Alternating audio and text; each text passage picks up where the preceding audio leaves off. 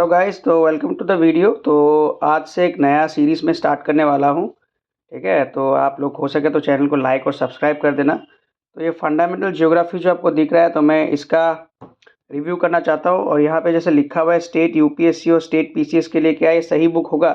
तो चलिए मैं आपके साथ रिव्यू करता हूँ। ठीक है, इसको स्टडी आईक्यू ने लिखा है। ठीक है, स्टडी आईक्यू ने लिखा है और मैंने इस बुक किताब को पढ़ा भी है। ठीक है, स्टेट पीसीएस एग्जामिनेशन के लिए मैंने इस किताब को बहुत अच्छे से पढ़ा है। सबसे पहले यहाँ पे अगर कॉन्टेक्स्ट में जाऊँ तो कॉन्टेक्स्ट में सब कुछ है, ऑलमोस्ट यहाँ पे सब कुछ है कॉन्टेक्स्ट में। ठीक है, लेकिन इस किताब का मैं आपको एक बात बता देता हूँ। इस किताब में सबसे अच्छी बात क्या है कि बहुत सारी चीज़ें, जैसे कि ओरिजिन ऑफ यूनिवर्स को देख लीजिए, यहाँ पे ड्राइंग से चीज़ों को समझाया गया है। ठीक है, यहाँ पे इसमें डायग्राम बहुत अच्छे से समझाया गया है, डायग्राम से। ठीक है, और अगर मैं लैंग्वेज का बात कर लूँ तो सबसे पहली बात क्या है कि इस किताब को अगर आपको पढ़ना है ना, तो आपको बहुत कुछ पहले से, अगर आप ऑलरेडी ज्योग्राफी के स्टूडेंट हैं तो आपके लिए तो बहुत अच्छा होगा। लेकिन अगर आप साइंस बैकग्राउंड के स्टूडेंट हैं तो शायद आपको इस किताब के लैंग्वेज से थोड़ा सा प्रॉब्लम हो सकता है, क्योंकि किताब का जो लैंग्वेज है उस लैंग्वेज में बहुत सारी चीज़ें इस तरीके से लिखा गया है, तो थोड़ा सा कॉम्प्लेक्स वे ऑफ राइटिंग में कहूँगा।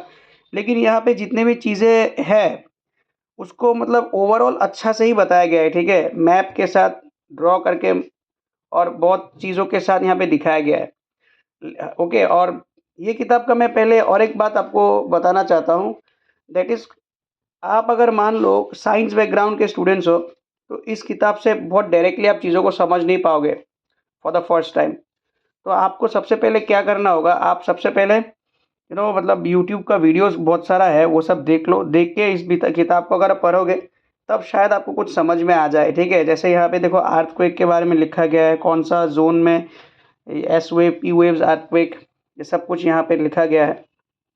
ठीक है, डायग्राम्स बहुत अच्छे से दिया है यहाँ पे, राइट, डायग्राम्स बहुत अच्छे से दिया है और मैंने कुछ एडिशनल इन्फॉर्मेशन भी लिखा। ठीक है, क्योंकि ये सब चाहिए होता है। ओके, और यहाँ पे और एक चीज़ है ना, और एक चीज़ क्या है कि यहाँ पे एक जो कॉन्टिन्यूटी होता है ना, कॉन्टिन्यूटी को यहाँ पे मेंटेन नहीं रखा गया है। ठीक है, मैं पहले से बता दूँ कि एक कॉन्टिन्यूटी में पढ़ना चाहिए, उस कॉन्टिन्यूटी में यहाँ पे नहीं है। ठीक है, और बहुत मतलब हल्के हल्के में लिखा गया है, बहुत ज़्यादा इलेबोरेट करके चीज़ों को लिखा नहीं गया है। तो इसलिए यही एक ड्रॉबैक है इस किताब का। अदरवाइज़ किताब में जो जो चीज़ें समझाया गया है ना, वो बहुत अच्छे से समझाया गया है। लेकिन यहाँ पे एक ड्रॉबैक ये होता है कि बहुत छोटे-छोटे चीज़ों के साथ समझाया गया और एक प्रॉपर एक्सप्लेनेशन नहीं बनता।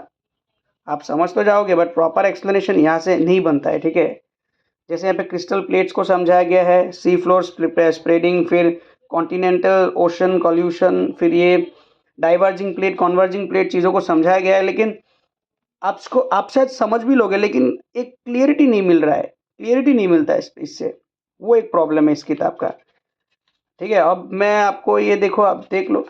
ठीक है, ये बस फर्स्ट पार्ट ही है। ठीक है, इसका और एक पार्ट है, वो पार्ट भी है मेरे पास। हो सके तो मैं इसको आपके लिए रिव्यू कर दूंगा, लेकिन उससे पहले आप मेरे चैनल को लाइक, शेयर और सब्सक्राइब ज़रूर कर देना। ठीक है, सब्सक्राइब करना।